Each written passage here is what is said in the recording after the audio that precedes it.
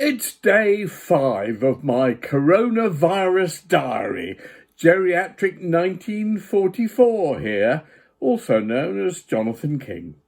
Hi, how are you? Well, today we hear that 115 people died in the UK, and they say through coronavirus. Well, is it through coronavirus?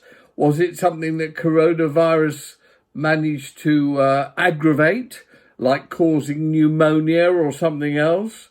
And how do those 115 compare to the normal average death rate of people who die in the United Kingdom? 1,500 people.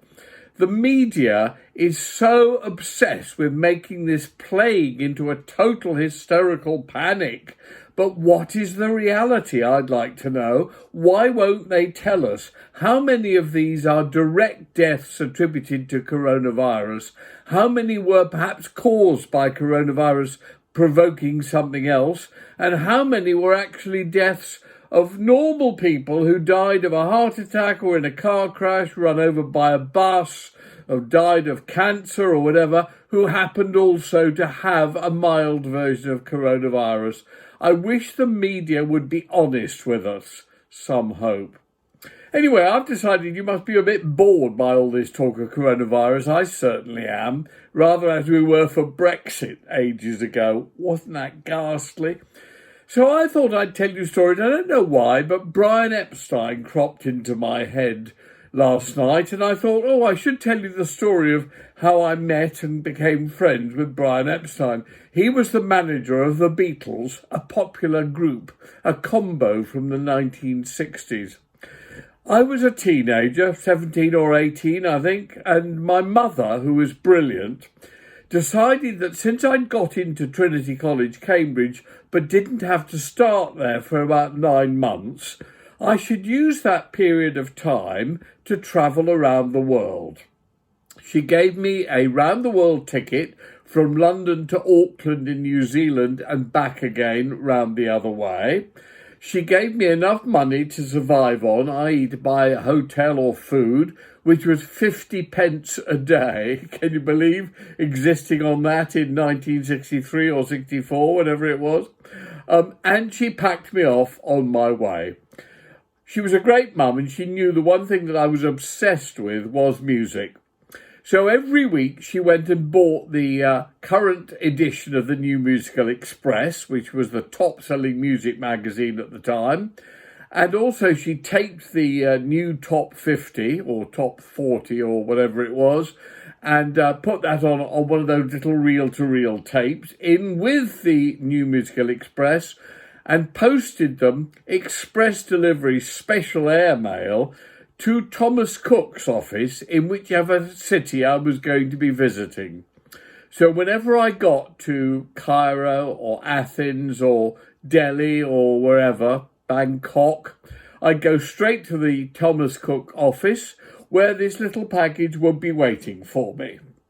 Well, on my travels, I saved up as much money as I could. Obviously, there wasn't a lot of savings to be done on 50 pence a day, food and board and lodging, but staying in the really cheap YMCAs, eating the really cheap food, which was often delicious, by the way, I managed to save enough so that I could afford to stay for one night when I got to Melbourne in Australia at the Southern Cross Hotel. The reason for that was the Beatles were on a tour of Australia and would be in the Southern Cross Hotel that night, that day, and I wanted to meet not the Beatles, who I wasn't interested in, but Brian Epstein, their manager, because I felt I was due to become the big sensation of the 60s, and I wanted him to manage me and look after me. Anyway, I get to Melbourne, I check in at the Southern Cross Hotel, which was absolutely completely thronged by thousands of little girl fans waiting for the Beatles to appear on a balcony or whatever.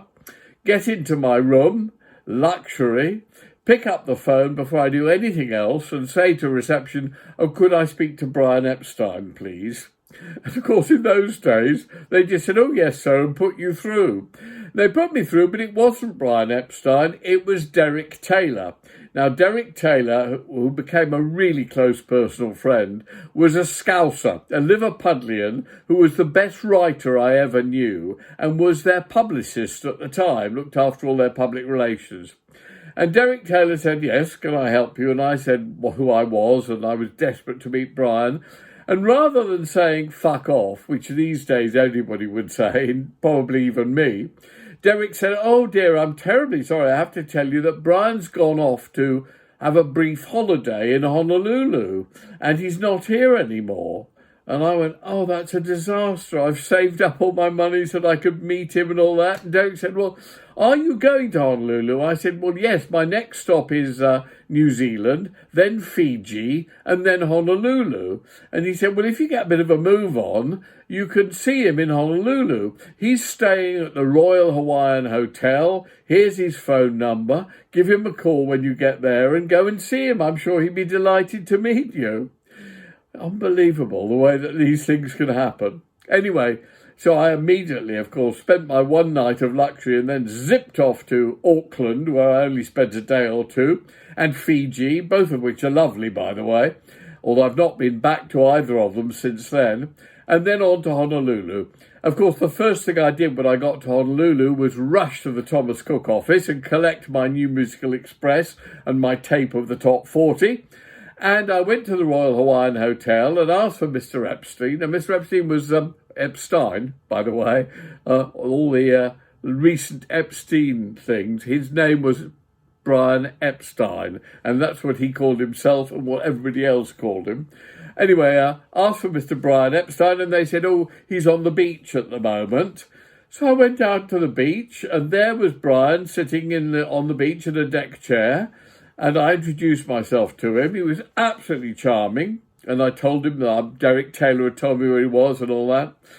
And he looked at me and he said, "Is that the new Musical Express?" I said, "Yes." And he said, "Oh, do you mind if I read it?"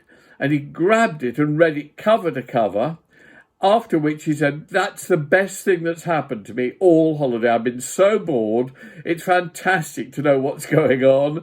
And we spent the rest of the afternoon chatting. We had dinner that night and a friendship started. He gave me great advice who to contact, both in Los Angeles, where I was going, and back in London, where I met Dick James, the Beatles publisher, who gave me great advice. He listened to my awful songs and said, "You need to make them more original." And as a result, I managed eventually to write a song called "Everyone's Gone to the Moon," which was highly original, and recorded it, and it was a big hit, sold 9 million copies around the world, went to number one in all sorts of places, and as a result, I became a pop star in 1965. And I remained a close friend of Brian's. Brian and I used to have lunch every Thursday. He used to leave his office in Argyle Street, and he and I used to usually go to the King's Road and have lunch and chat and put the world to rights and all that. I was devastated when he died because he was a lovely man. Anyway, there you go. Just an amusing story about my time when I met Brian Epstein of the Beatles. And that's been day 5 of my coronavirus diary. See you tomorrow, day 6.